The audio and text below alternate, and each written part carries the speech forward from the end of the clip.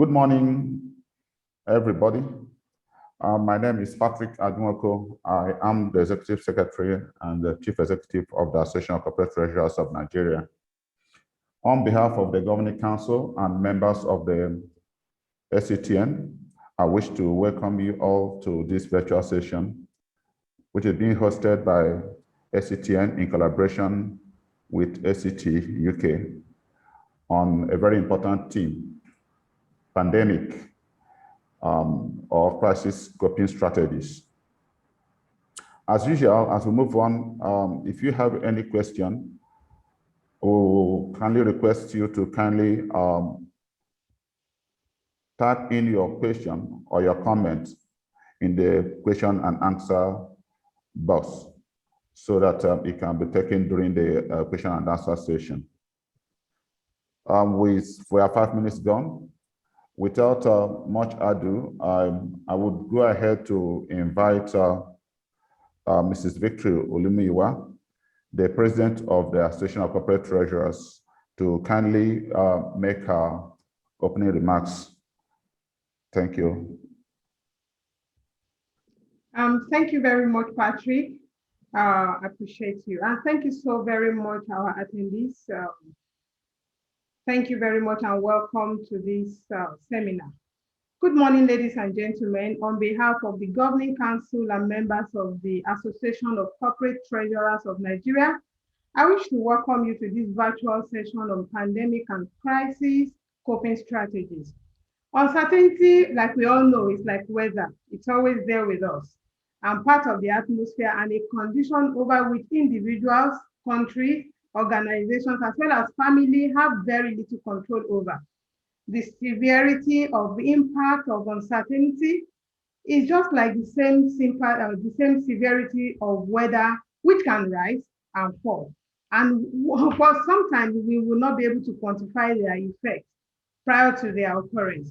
The emergence of COVID-19 pandemic, which started at the fourth quarter of 2019 and caught up with us in Nigeria at the first quarter of 2020, is like the Black Swan event, negatively affected the global economy, resulting in social isolation within countries. I would say that it actually came for the human culture. We're used to hugging, we're used to shaking hands, we're used to talking to one another with our ears, with our mouth close to our ears. We had closed border. We had lots of businesses, lots of employment, and industry-wide shutdown, and many more adverse economic effects. And also, I would say, quite a lot of us have lost one loved one or the other, and we've had to take care of one of our loved ones or the other due to the pandemic. All this created an increased level of uncertainty and unpredictability.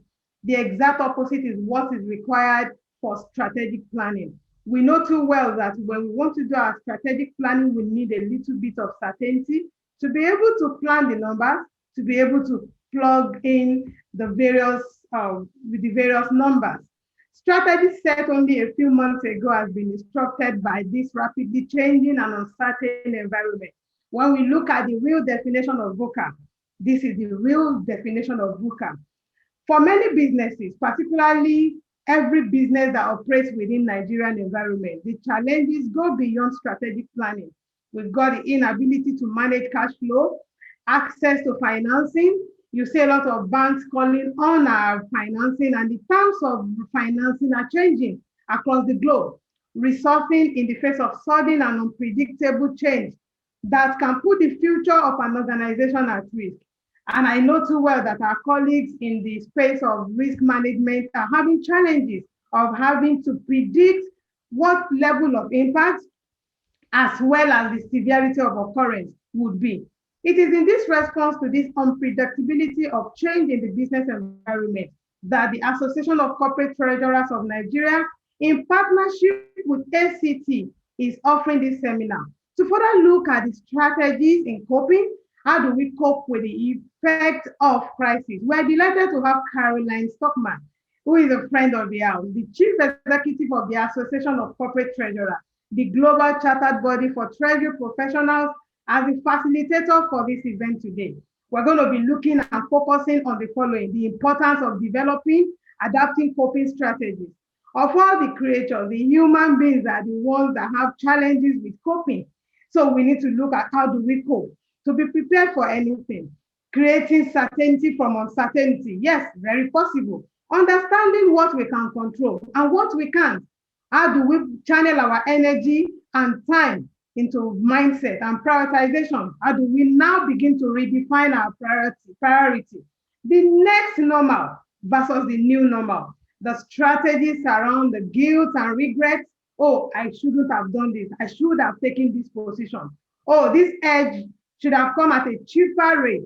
Now I'm having to buy this edge at a more expensive rate. How many of us have had to go into transactions that we predicted the dollar to naira at 360, and now we're having to struggle to even get it at the 410 official rate?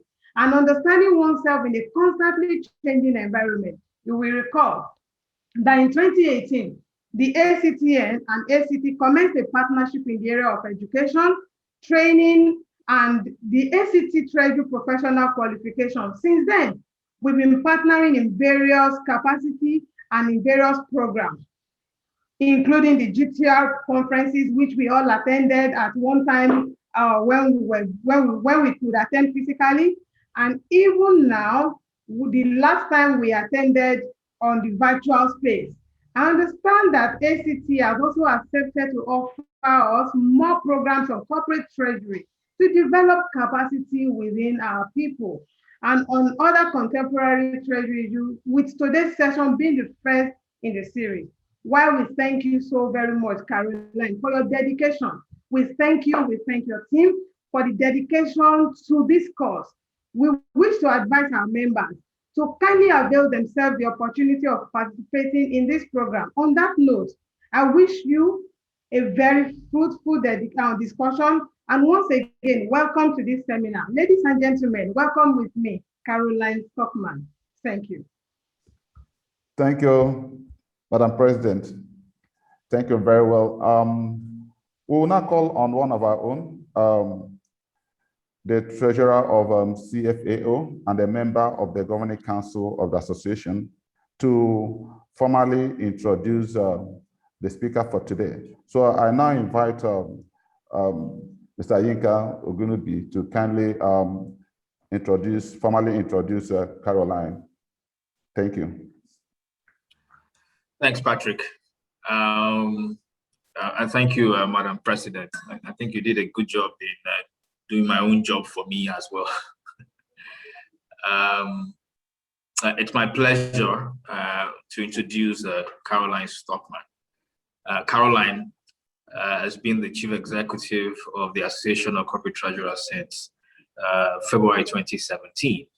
Prior to that, she was the CFO at the British Council, which we know is the UK's largest charity organization.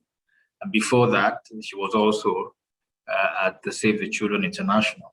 She's had a vast experience, over 25 years experience in finance and commercial and positions as well in organizations like Novartis Pharmaceuticals, Cadbury, Grenada, and Unilever. It's important to stress that much of our working life has been spent overseas. I think she understands the dynamic challenges that organizations face.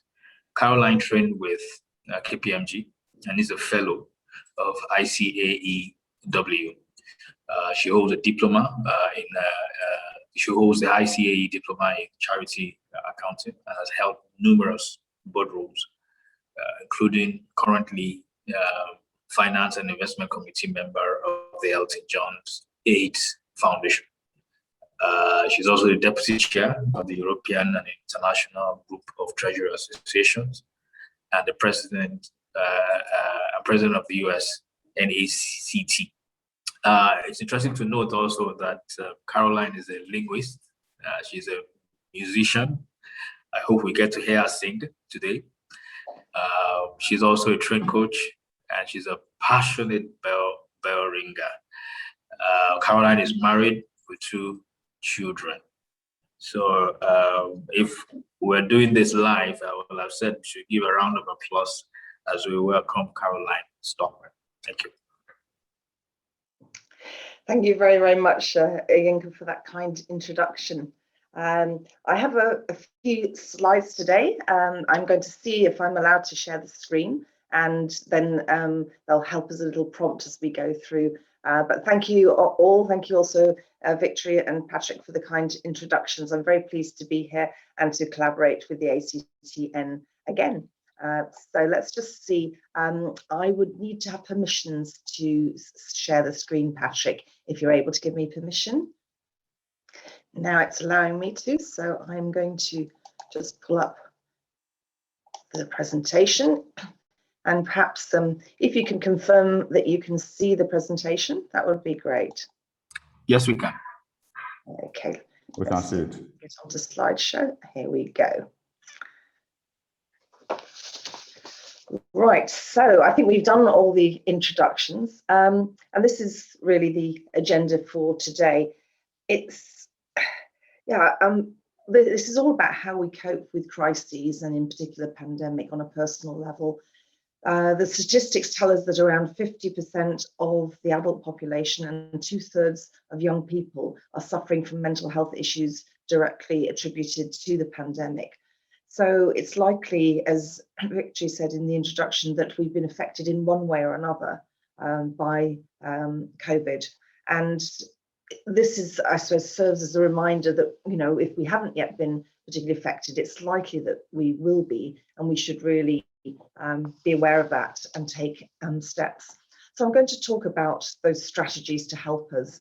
And as Victory said, you know, how we create certainty from uncertainty. And as the slide says, go through a number of strategies that we can look at in order to do that.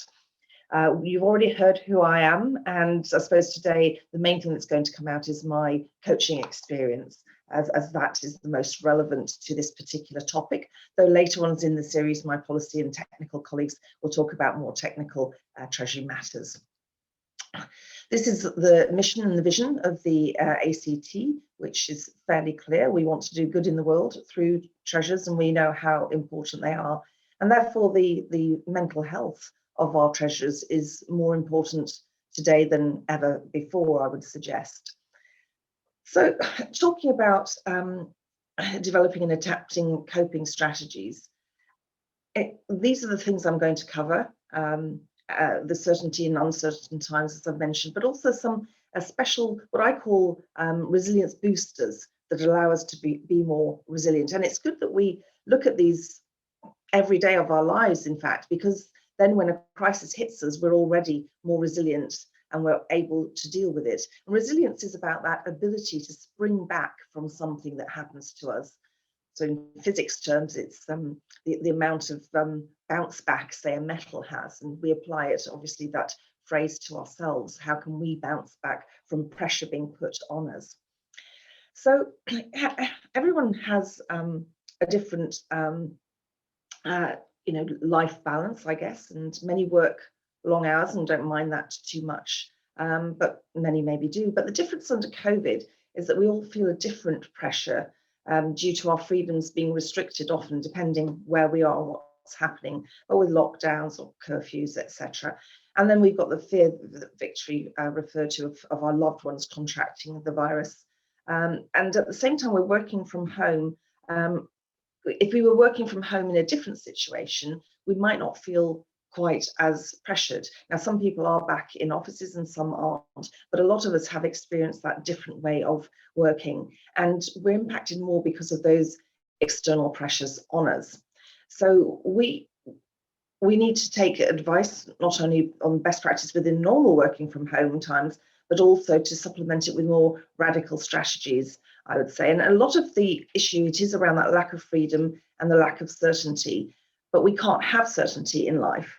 And what's quite interesting is that, I don't know if you've heard this statistic, but we humans actually prefer to have the bad news rather than no news at all. So we really, really don't like uncertainty. We prefer to know something bad than nothing at all. During these times, though, we've got to accept that there are certain things that we can't control. And a lot of the way we cope is about acceptance. But also, when we can make something certain, then that we do it.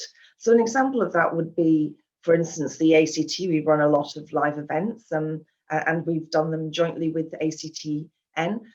But if we, in a time of uncertainty, kept saying, oh yes, we're going to run it live, and then kept cancelling, it's sometimes better, and that's what we've done at the ACT, to say, right, we're going to do this virtually, and then we all work towards something we know can happen.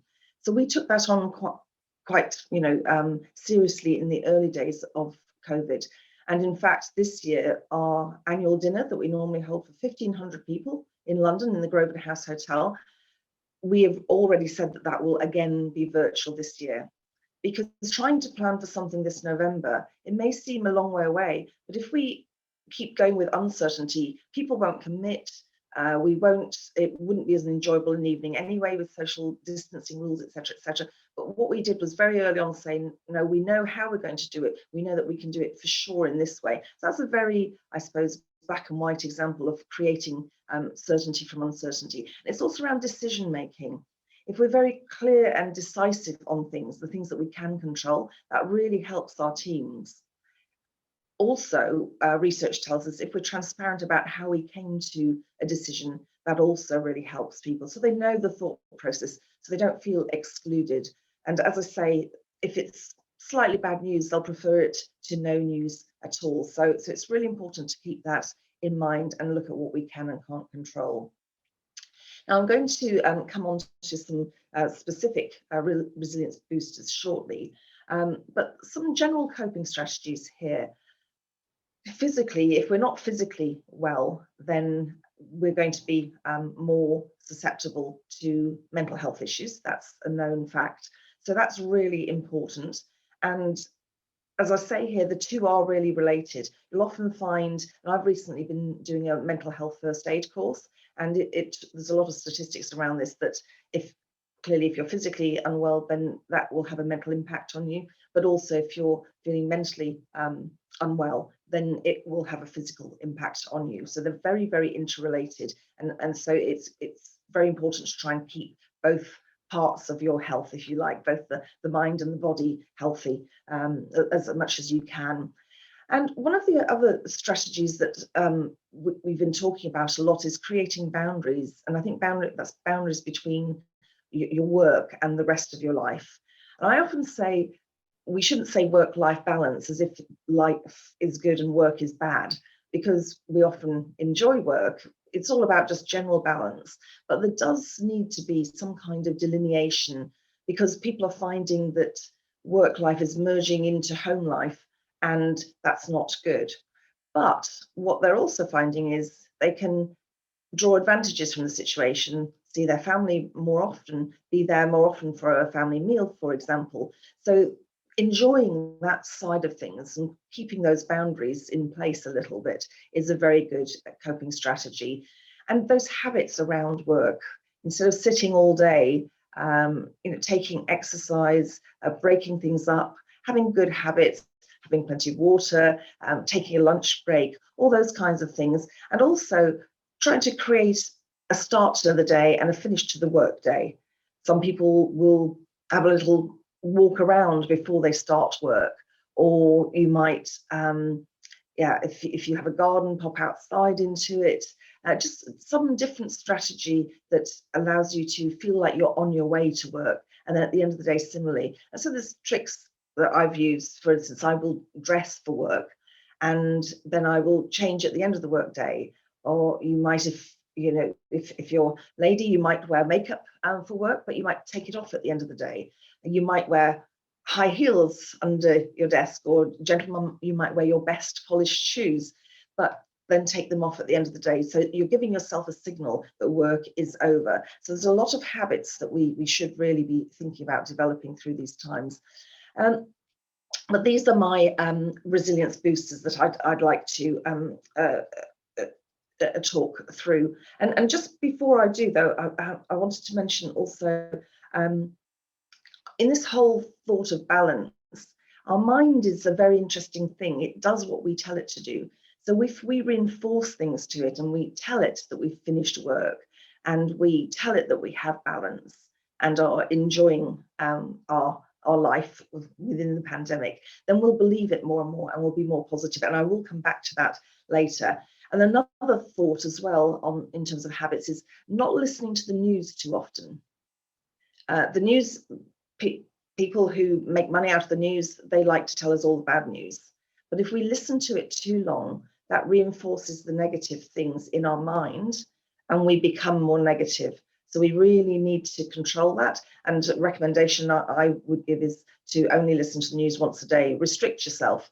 And I've given this advice to other people, and they felt much better over time. Within a couple of days, they felt so much better instead of having the news on in the background previously all the time, which is really not healthy for you. So then looking at these 6 areas, the first area I've referenced already about physically trying to take care of yourself. Really, really important to get enough sleep and find any strategies you can make to allow yourself to get good sleep. Sometimes people have trouble with sleep. There's different things that you can take for that, but often we just don't practically think, I need to go to bed at this time because I need to have 7 or 8 hours sleep. So it's really consciously thinking about that and making sure we allow time for sleep. Water, really, it's a great help. We're made up of so much of water, our bodies. We need to keep replenishing. Good, healthy food is really important too. And it's quite interesting, this fact about nature. Apparently, because we as human beings have been so close to nature over the centuries, the millennia, or whatever, of our existence, latterly, where we often live in cities, in more built-up areas, we're missing nature, apparently. So if we can get out into nature, it's actually something that boosts our resilience. It's not just the fresh air, the exercise, the oxygen, that's all really good for you, but it's about being close to nature. So do consider how close you are to nature and whether you can get out into it a little bit more. And then I go on to activity. So when you're out and about, or it might be indoors, but having activity, physical activity, is a resilience booster. If you take activity, it might be painful at first, but you might be familiar with that feeling that you feel quite refreshed afterwards. You feel good. And it is really important to think about activity because we can become very, very, we're not moving, we're sitting at a desk all day long, and it's really, really important to get up and take a break. It also helps our mind because we don't really, we're not performing well or concentrating well after about 90 minutes of doing something. So remember that 90 minutes. And they also say looking at a screen, every 20 minutes, you should look away for 20 seconds and just fix your eyes on something else. And it's a form of meditation, looking at the wall or looking at a plant or something, just examining it. And that goes on to one of the other points I put on this, it's being in the present. So sometimes it's really just taking time out, looking at something, just being still. That really allows you to be in the present. But more important even than that, I think, is stopping ourselves from always reflecting on the should haves and would haves from the past and the worries of the future. And it's really important when we're in meetings or when we're doing something like this. I don't know in this presentation so far how often you have started to think about maybe what you're going to make for dinner tonight, or reflecting back on something you should have done earlier, or you had some argument with somebody earlier and now you're thinking, what should I have said? Why didn't I do this? We're human, we do this a lot. We think about the past and we think about the future, and our span of attention tends to stop around every 7 minutes. So you can practice in this kind of situation, but also in meetings. Just remind yourself when your mind starts to wander to be in the present, to just focus on what's happening now. We learn more through that. We're not very good at multitasking. We think we are, and we'll say statistics like, oh, women are better than men at multitasking, but we're not actually any of us very good at multitasking if it involves something complex. We're good at multitasking if it's easy. So we can walk and talk at the same time, generally speaking. But to do our emails while listening to a presentation, we won't do either very well. So our minds don't do that well. And research tells us that we lose 28% of our productivity every day through switching between tasks. So that's another thing that we can focus on, is doing one task at a time. And I'm really focusing at the moment on prioritization, and that's really helpful to me, prioritizing the big things first and slotting them in my diary at a time when I have energy, and I'll come back to that. And then, focusing on doing that thing for a period of time. And then we can be successful because we know that we have done that thing for a period of time. Even if we haven't finished it, we say, I'm going to do 90 minutes of that. And then we can say, right, I did 90 minutes of that. And we can finish it off in the next 90-minute slot, of course. But I'm mentioning that because it's really important to, in everything we do, to kind of focus and be in the present, because that does build our resilience. And it also, as I say, it helps our efficiency. Also on the list here, we have learning. It's really important. I'll come near the end of the presentation on to the ACT qualifications and the arrangement we have with ACT Nigeria for discounts for members.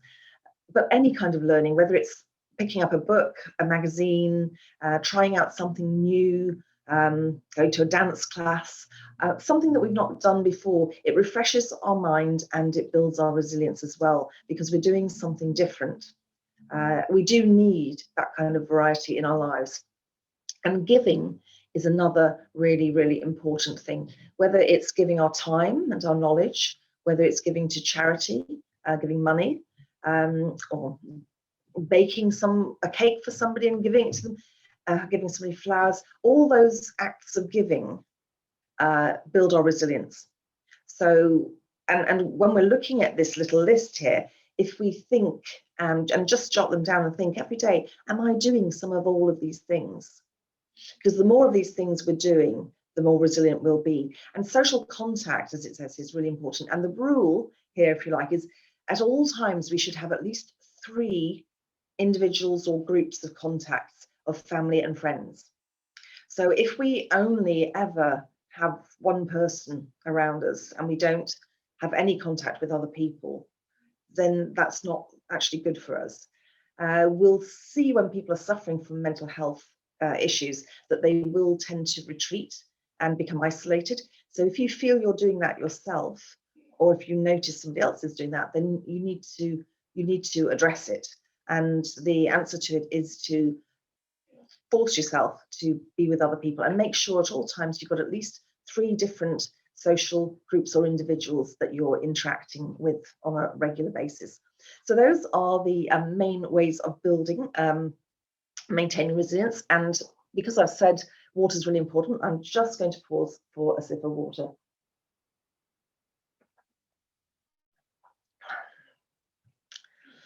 So, and as I said, the mind, it's a funny thing, but if we train it well, then it serves us well. So helping ourselves to be more positive is really important, but also switching activities. And I mentioned activities, and often we think of exercise, but even doing a puzzle. Some people are really into adult colouring. Something that is a different activity for the mind is really helpful in building resilience. And now, because we're finance people, I thought I'd do a little equation. And it's about the energy that I referred to earlier. If we do things at the right time, when we have the right energy, and we prioritize, then we're going to be much more productive. And this is also a way of focusing and being in the present. So one of the things that we can do around this that I wanted to talk you through is looking at what gives us good energy and what takes energy away from us. And it's quite a handy strategy to write down those things. So if there's somebody, whenever you meet them, you just feel drained of energy, make a note of that. And if there are activities you're doing that make you feel really full of energy, make a note of them, and you'll start to see patterns. And that's really important, because then you'll know how to boost your energy consciously. And energy is really important for resilience. It's quite related to resilience. And you can almost, energy, resilience, and willpower are all connected things. So that it's important to think about this. But once you've done this, written down, kept a little log, you'll start to see, and you'll start to be able to target your energy, if you like. And you can maybe, if there's somebody that is draining of energy in a meeting you go to, maybe you can get one of your colleagues to go instead, because maybe they don't have the same energy draining feeling as you do. We're all different. Or maybe you realize that something gives you a lot of energy, so you focus on ensuring that you're doing quite a bit of that every day. The other thing is looking at the right time. So if you just keep a log, again, maybe for a month you keep a log of these things, then you'll really see some patterns. And you can always refresh it if your life circumstances change. But the right time, so some of us are not Monday morning people.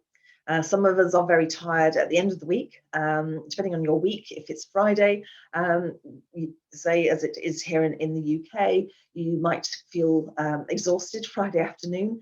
It might be both ends of the week are tough for you, or you might be a night person, you might be a morning person. But noting those trends will also allow you to plan to do your work in the highest energy time. And it's about doing the work that's most important to you at that time. So what you can do is really maximize your productivity, and that helps you in your resilience. That helps you feel good during times of crisis, because you're getting more stuff done and you're focused and you feel good about that because you're achieving something. Crises can often make us go into a bit of a spin and think, you know, what am I doing? And we can feel a bit chaotic. So this is a good way of looking at things and ensuring that we have the right energy at the right time. And I put a little list out here, but I was reflecting and thinking, you know, sometimes when we're children, you know, do we eat our favorite things first? I remember my mum telling a story about her and her brother in the wartime. They had ration sweets, and one of them used to eat all their sweets straight away, and the other one used to save them up. And then the first one would be wanting, you know, would be jealous that the other one still had some sweets left. But we do that, you know, the food on our plate. Do we eat the nice thing first, or do we leave it to last? Do we like to tick off lists? Do we like to do the small things because then we feel we've achieved something? Actually, that's the wrong way around. We should be looking at the big things, but also ensuring that with our energy and our resilience and so on, that we're identifying the right things to do at the right time. Some people will do things in the order they come to them, chronological order, as I say here, or they'll look at when they're due. But actually, if you plan out ahead your week or month and you allocate the times when you will do a really good job to those really, really important things, then, as I say, you'll be far more productive. So another thing, yeah, in summary, it's what you want to do best. And that will not necessarily be what somebody else wants you to do. And that also connected with all of this and building your resilience is to ensure that you do sensible things like turn off notifications so you're not getting disturbed all the time. That's really important. I've started to do, well, I have done that. And then you're not being ruled by everyone else, you know, those emails coming in telling you what other people want you to do. Now, clearly in our jobs, we do sometimes have to do what other people, well, a lot of the time we have to do things that other people want us to do. But if we can own and take hold of our tasks and decide for ourselves how we want to do them, we'll get a lot more energy and we'll feel more resilient and we'll be able to cope in times of crisis much, much better. But as I say on the bottom here, that unrational preference order, you know, that we decide we like to do the small things first, or we respond to the person who shouts loudest, those are not good strategies. So we need to take hold. And this is also coming back to something I said earlier in the presentation. This is also creating certainty for ourselves. It's a form of certainty that makes us feel good during times of crisis. So I don't know if any of you have seen a video. There's a professor and he has a glass jar full of golf balls.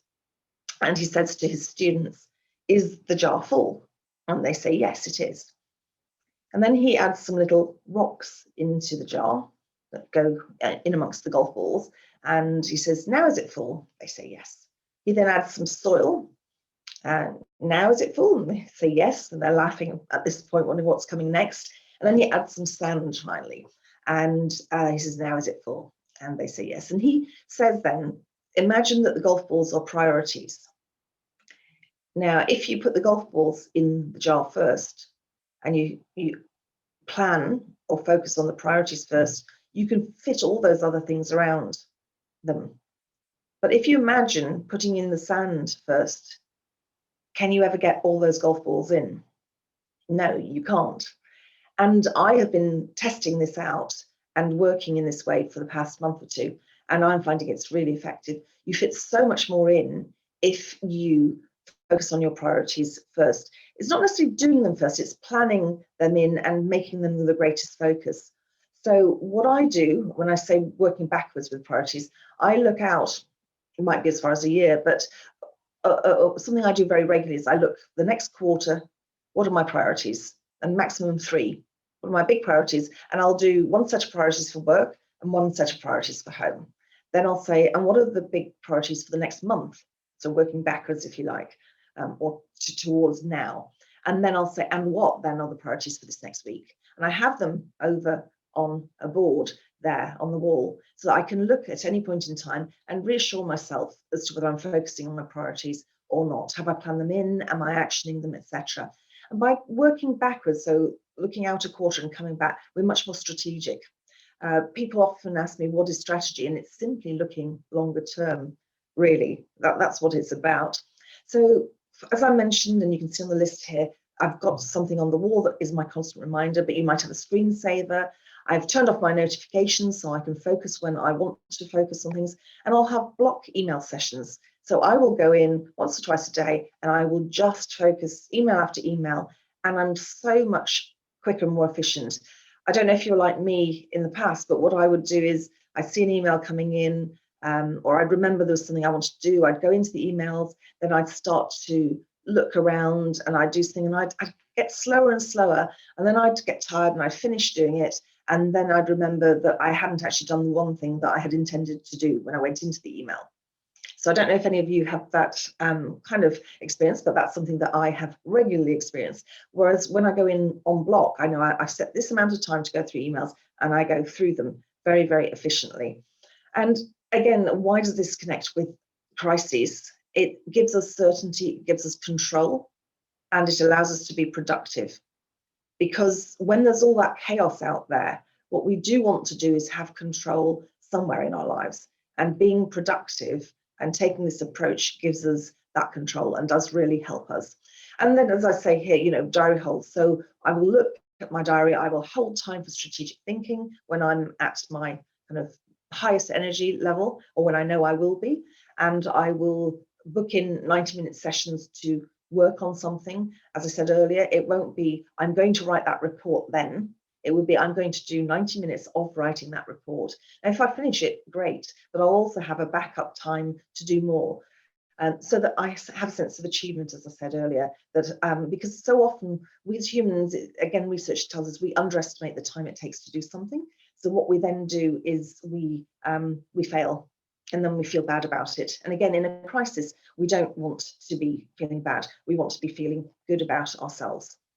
So those are some of the things that I've been doing, and I would really recommend to take control over your life. And in terms of strategic thinking, I mentioned blocking out time for strategic thinking. When you've had any of those great thoughts, where do you have them?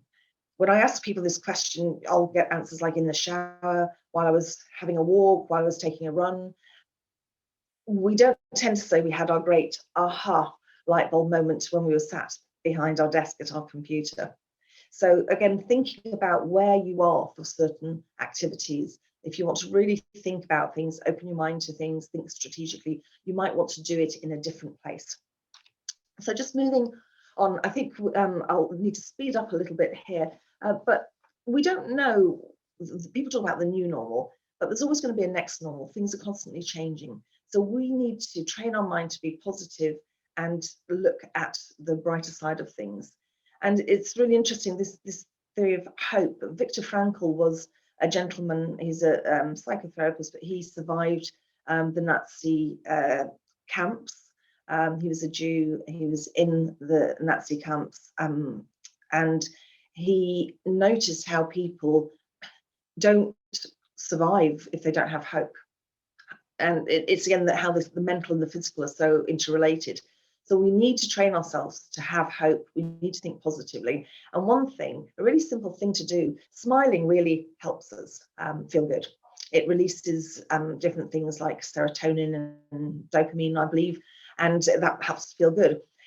Now, you might say, though, when I'm not feeling great and this crisis has really got me down, how can I smile? How can I be happy? Well, there's a very interesting trick one of my staff showed me. You take a pen or pencil and you put it in your mouth. What that does is it replicates, well, it uses the same muscles as if you're smiling. So it's a really handy little tip to just boost your mood, because boosting your mood will help everything else you do. It's a fact. So don't resist it. You know, if you're feeling down, just put the pen or pencil in your mouth and see what happens. And if you're able to smile just naturally, well, it's a good practice to start off the day with it. But I am going to move on now quickly, and just again, our mind. This is a question, you know, something happens. We'll often say, as the children will say, he made me do it. Or as adults, we'll say, this happened and, you know, I got angry. I couldn't help being angry about that. But there is a question here, you know, what is the mind doing in all this? And then the question is, you know, is our reaction actually from the event, or is it from our mind? And again, the research says it's our mind. It's that little snake on our shoulder, potentially saying to us, you're no good, or you've seen this before, and you know, it's pushed your button, it's really annoyed you, and we allow ourselves a reaction. But again, coming back to certainty and uncertainty, we can actually control our reactions. We can decide how we react to something. We have choice. We may not always have good choices. The choices may not be nice, but we actually can choose to do things one way or another way. We can do that, and reinforcing that thought is quite healthy for us. Something I often recommend is developing a mantra, something that you say to yourself. The research shows that if we say something to ourselves 120 times a day, then we start to believe it. So over a few months, then we actually do believe it. And so saying things like, I like myself, I'm happy, I'm successful, I'm going to get a promotion. Those kind of repeating, and it might be just when you're brushing your teeth or when you're in the car, 120 times. If you say it fast, it doesn't take long. It's a couple of minutes out of your day, and it really, really does work because you train your mind. Another interesting statistic about the mind, and in looking at neuroscience, I'm doing a neuroscience course at the moment, and it's quite interesting that when we repeat something, so it's a bit like the mantra, if we repeat something, or something is repeated in our lives 66 or 67 times, they reckon, then it becomes a belief of ours. It becomes something in our subconscious. And our subconscious is operating through 90% of our activity in our mind is subconscious, and only 10% is conscious. So that whatever in your past has happened to you repeatedly, that will be in your subconscious, and it will affect how you react to things. So just being aware of that is quite helpful. And if you get into practice of doing something, say every day for 2 months, then you're likely to be reinforcing that particular thing. And we can choose what we want to do. So that's just another little tip. So, and then there's another 90 and 10% thing, but this is a quote from somebody, and I think it's quite a useful one. It's all about how we react, not about what really happened. And you know, how have we reacted to COVID? That's going to define us in the future. So we can, you know, create our own destiny, if you like. We can look back and say how we reacted was our choice, if you like. I know it's easy to say that when we have maybe lost loved ones, etc. But when we just think about our personal reaction to it, that is something that is under our control. So I've already talked about mantras. I'm going to move on now, and I've talked about the mind a lot, but just wanted to mention from my own personal perspective, some years back when I was working at Unilever, I came home one day to my husband, who was a stay-home dad with my young daughter, and he asked me how my day was. And I said, good. And he looked at me as if I'd gone mad, because normally I would have probably said something like, oh, well, my boss did this, or so-and-so did that. And I would have been quite negative. I was trained as a finance person to critique things, and maybe you're familiar with that. But something was changing me, and I think it was also due at the time to the coaching I was receiving. And I'm a big fan of having coaches, and then subsequently I trained as a coach, as you know. And I just had a turnaround moment then. And when I look back of my life now, it's almost in two parts.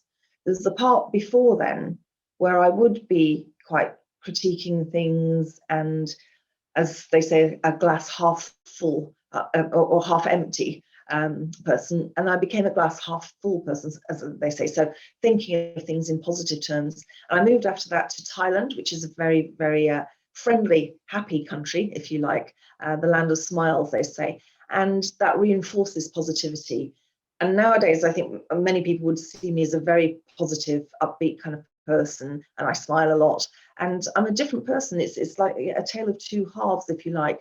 So we can decide for ourselves, as I did at that point. I decided, well, what do I want to be? Do I want to be a positive person, or do I want to go back to what I've been in the past?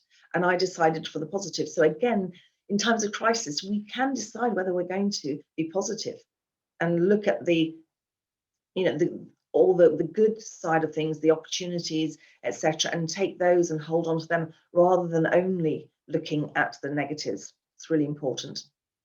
So finally, before we just sum up some research that we've been doing recently, just going to show you a model. We'll often find ourselves in this kind of feeling of impossibility where we say, I just can't do that. And another mood we might find ourselves in is survival, where we say, I just have to. And that's a little bit better than impossibility as a mood or a motivational state we find ourselves in. But it's still not very good. And obligation is when I should, and you're a bit of a martyr. And all these kinds of feelings or motivational states are very common when we're in crisis. When we're not in crisis, and often people who are working effectively will be in desire, just I have to have something, I just want to have something, and then they're driven in that way. But the best state to be in is what we call the state of willingness, or the zone. And this is where all these great words kind of operate. And I liken it to going into a meeting with an open mind and thinking, okay, I know what my thoughts are, but I'm going to listen to everyone else, and we're going to co-create something together. I'm going to let go of those things that I'm determined that I'm going to win at, or get my opinion heard, etc. And it's a very good state, as I say, for co-creating things, for maximizing our potential. Really, in desire we can do a lot of stuff, but it's very driven, and it's very the individual trying to get through. Now, when I show this model to people, and I'm doing it very briefly now because we don't have too much time left, but when I show it to people, they'll often say, well, how does this help me? Yeah, if I'm feeling impossibility, that I just can't do something, and I'm feeling kind of frozen, what does this model do to help me? Well, the trick is, you can, again, it's your mind, you can say, I know how this works, and actually, I don't want to be in impossibility. I can do better than that. And it's almost like you jump yourself out of it and you say, actually, I want to be in the zone. I'm going to relax, and I'm going to say it's not impossible, actually. I know it's not. And one of the things I like to often reference is Scarlett O'Hara in the old US movie Gone with the Wind. And she said at one point, tomorrow will be another day. And I often like to think about that, because when you're in times of crisis or emotional unrest or whatever, that at a later point you won't be like that. We know that from experience. We know maybe yesterday we weren't like that, so tomorrow, and just convincing ourselves of that is a really helpful tool in times of crisis.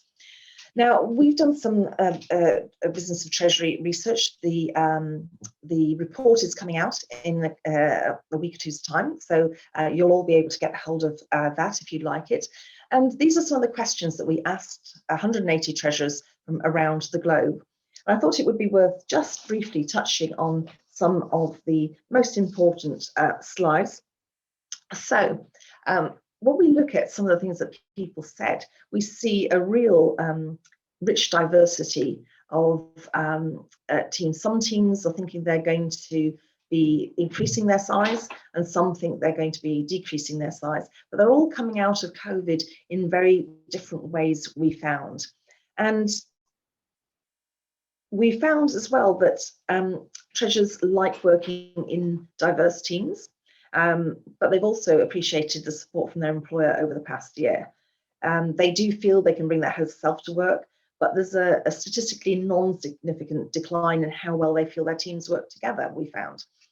And we found as well that fewer treasurers reported professional and business challenges this year. And it was staffing, people management, and automation, which were the biggest ones, which continued a trend that we'd seen before. But then the interesting thing for today really is looking at people's concerns over time. And COVID became the primary concern for treasurers, of course, but internally mental health really came to the fore. And it was reassuring to see that treasurers have more confidence in their leadership's ability to deal with new challenges this year. But we're seeing more concern about learning and development as it gets put on the back burner or just hasn't been possible.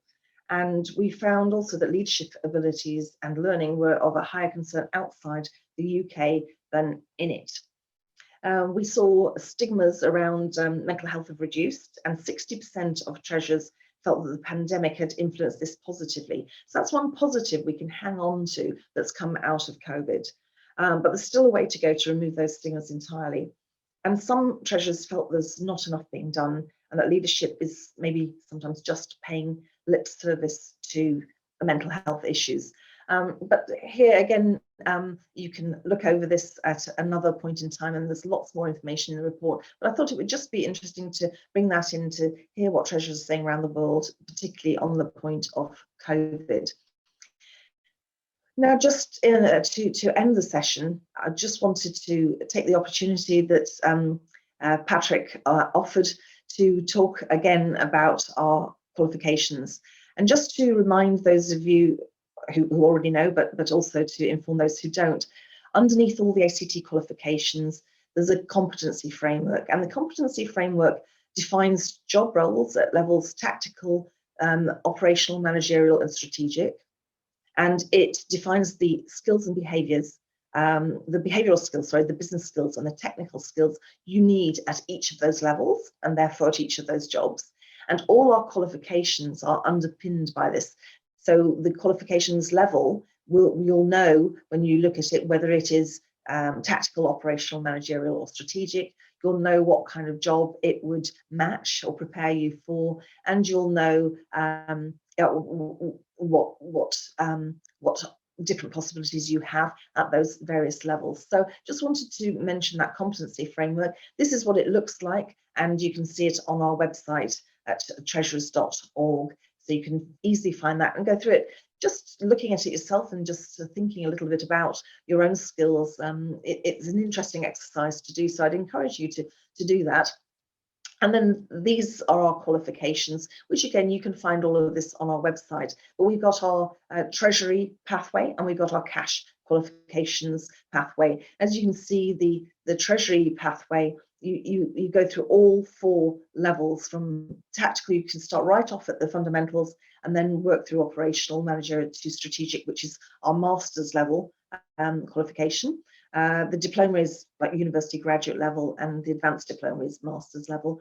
But you can also take a cash pathway, which has a tactical and an operational level within it. So that's just a very quick view of what we have on offer. But we also have e-learning, we have different trainings, treasury in a day, or the A to Z of treasury, nuts and bolts of cash management, those kinds of day or 2 or 3 day trainings, depending on the particular course.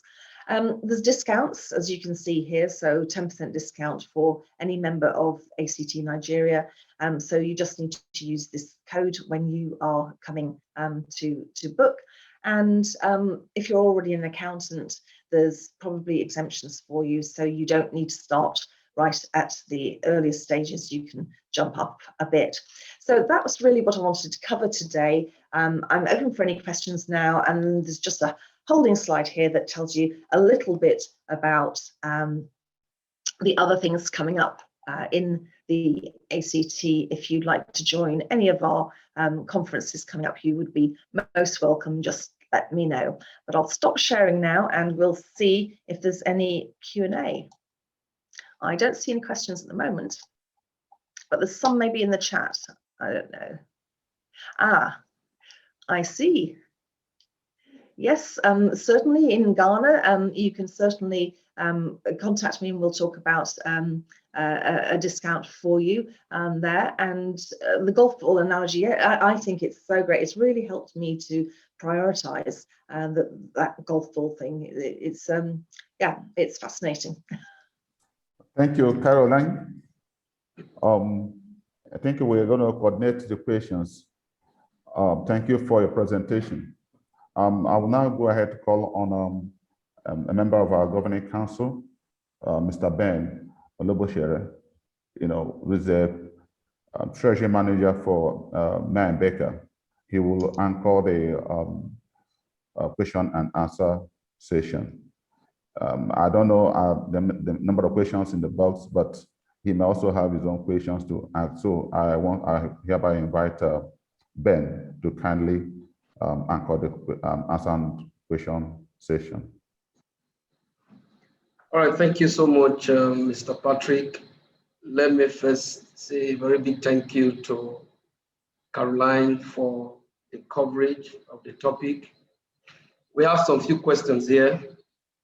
I like to start from the one that seems to suggest if there is any possibility for any company to perhaps be isolated from all the pandemic attendant crisis. In view of the fact that during the pandemic, we have seen many companies post increase, top and bottom line. The question is, what are the things that could have made a company to be isolated from this pandemic crisis? So in a sense, I suppose there's some organizations will be more resilient than others. And I think you can maybe take it on two levels. And I'm not sure if I'm going to be answering your question adequately, so do interrupt if I'm not heading in the right direction. But I think we've seen through the pandemic, those organizations that simply are in industries that are terribly badly affected. So if people are in the hospitality industry, for example, that's very badly affected. And there's people like the ACT, we were hit badly by the fact that we couldn't hold events, which is where we get a lot of our income from. But on the other side of things, I think it's also determined by leadership. And different organizations, if you look at them, if you see that people looked at the opportunities and the positives and tried to do what they could in the circumstances, then you see those who were more successful. So often it was, around culture and behaviors. So if people give up, then obviously that's an issue. And it's interesting, I attended the judging panel of our Deals of the Year awards the other day, and we've got the ceremony coming up soon. And it was interesting seeing, for instance, one of the nominations that did very well, just seeing that their industry was so hard hit, but seeing what they then still did and how they turned around something in a matter of a couple of weeks, and they executed really, really well. And then you saw that, in the face of adversity, they had really come to the fore. And I think it is about leadership. There are people who work really well in crises, and there are often people who have great resilience, and so they can help the company go through. But I don't know, does that kind of answer the question, or did I go in a different direction? No, I think the answer you provided was very direct, and he did answer it. The other question we have here is, going by what you just mentioned now, that a lot of things now depends on leadership. The question is, how regularly should company embark on business impact analysis to ascertain their critical activities? Yeah, I think organizations, that should be kind of almost like a standing topic that people are always thinking about. I think the secret to success nowadays is really being agile. So I think you need to constantly assess your impact and be looking at creative ways of doing things differently or more appropriately for, depending on who your customer or client is. So I think it is really important to be doing that kind of business impact analysis. Now, it depends what kind of analysis it is. If it's a big exercise, very technical analysis, then you don't want to be doing it every day, because that's too much and you'd be spending your whole time doing it. But I think often at a higher level, or doing something at a higher level, but thinking it through, and as I say, taking time to, maybe even a group of you go for a walk and you're discussing the strategy rather than sitting in a room. Or, if you want inspiration yourself, going quietly somewhere where you can really think is important. And there's this lovely phrase, culture eats strategy for breakfast. And the implications of that are your culture is more important than your strategy. Strategies can die out very quickly, or they can become invalid. And I guess we've seen that through the recent crisis, and in other crises. You might have been heading in one direction and it seemed all well and good, but then something happens externally and it disrupts. And then your strategy may no longer be valid. But if your culture is a culture of agility, for example, I think that's the key word, agility, then you will be able to respond to that external disruption, and you will be able to set your sights on a slightly different strategy, potentially, or maybe a radically different strategy. But you're agile enough to turn around and do that. I think the problem comes where people just think what they're doing is right, and they can't conceive of something different, and they're scared of something different. So they just keep going at the one thing, but maybe that's no longer valid, and maybe it's not giving the impact that they are intending any longer. So I do think you have to constantly be thinking, are we valid? Are we adding value? Do we need to think differently? What can we do differently? How are our customers and clients changing? And what do they want that's different? Thank you for that succinct answer. Talking about constant thinking, what would you advise the kind of contingency plan that will be adequate for companies, particularly with penalties for failure to meet minimum order quantities? So if we're talking specifically about order quantities and penalties around that side of thing, I think first and foremost, maybe starting at the beginning, you have to negotiate so that you've got as few penalties as possible, obviously. But if they are in place, then I think there's a few things you need to think through, and it will depend on the business. So you'll need to think through your levels of inventories, and that whole kind of working capital management, that's something that a lot of treasurers have been thinking about, and ensuring that you have enough inventory. Certainly was something in the UK with Brexit, a lot of people were thinking about. And so your ratios may be disrupted and maybe worse, but it's perhaps better to be a bit more prudent on that side in case you have a disruption in manufacture, if you're that kind of company, and then you'll be able to fulfill the order. But I think it all comes down to how agile can you be, and also what relationships you have and trust. And I think through the crisis, people have seen, for instance, with their relationships with their banks, they've seen who are the banks that stand by them through hard times, and who are the banks who are not very helpful. And treasurers are saying when all this is over, then they will be looking at their banks and they will no longer work with the ones who were unhelpful. And I think that applies to all relationships, really. I think that you need, as part of your job, is to build relationships with suppliers and customers. And if those relationships are good, when you get into a crisis situation, then people will help each other. And they'll do what they can to be flexible. They'll understand the situation because they like you and they trust you and they've been working with you for some time. So again, I think in so many of these questions where you might naturally tend towards a technical answer, the technical answer is often in the detail, so it will often depend on the circumstances of a company.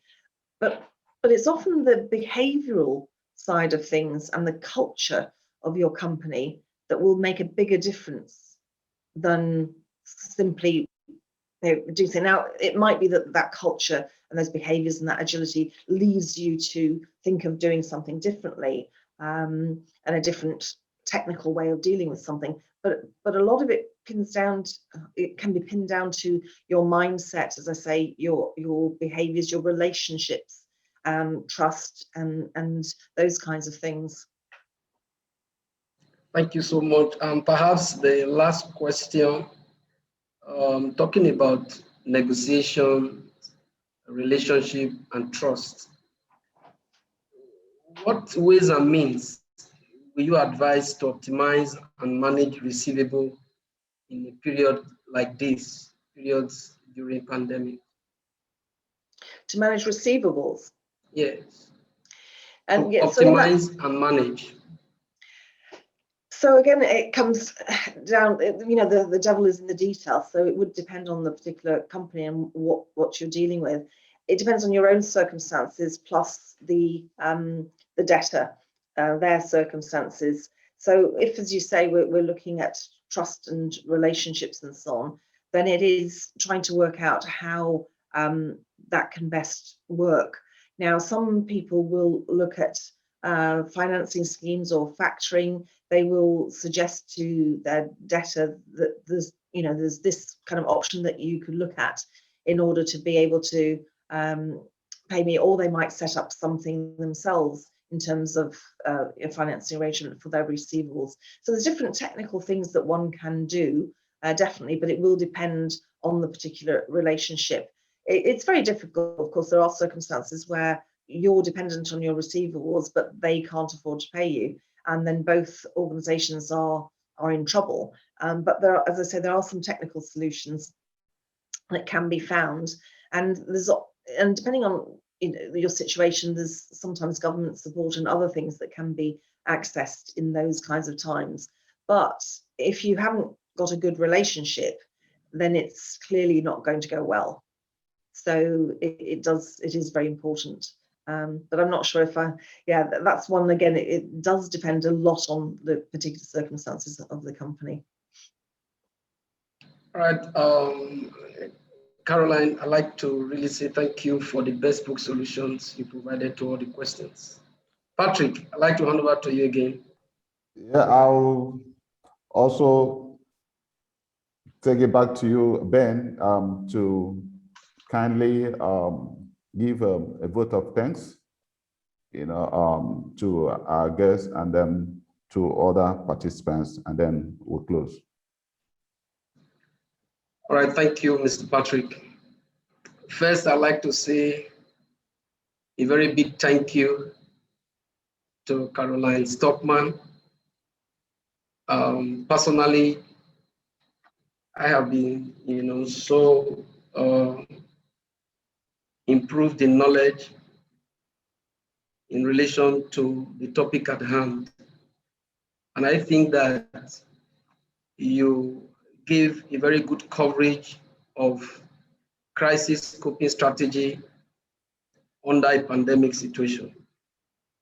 Thank you for the 6 booster resilience that you share with us today. And of course, building underlying physical and mental resilience, our ability to identify our energies and how to maximize our productivity through the use of time and energy. I must equally say that the next normal and the secret to prioritization that you share with us is something that all treasurers need at this time. I also want to mention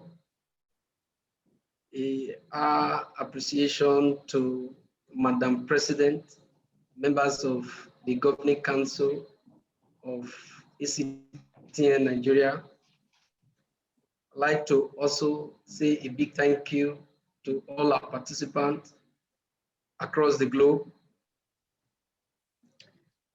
I want to say at this point, ladies and gentlemen, once again, that we are all very grateful to our speaker, Caroline Stockman.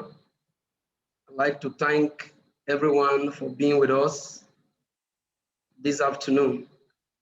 And it's been a great pleasure. Thank you, and thank you very much. Thank you. Thanks, Caroline. Thank you, Caroline. Thank you.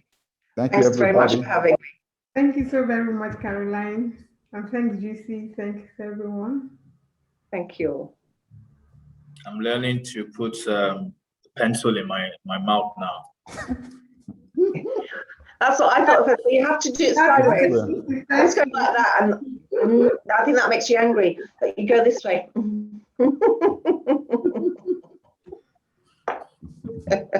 Very That good. works, actually. Yeah. We'll all be smiling now. Very good. Thank you, everybody. Yeah. All right. Thank you, Bye. Patrick. Thank you very much. Yeah. Thank you all. Take care. Have a good rest of your day. And you too. You too. Bye-bye. Bye. Thank you Bye. always, Bye. Caroline. Bye.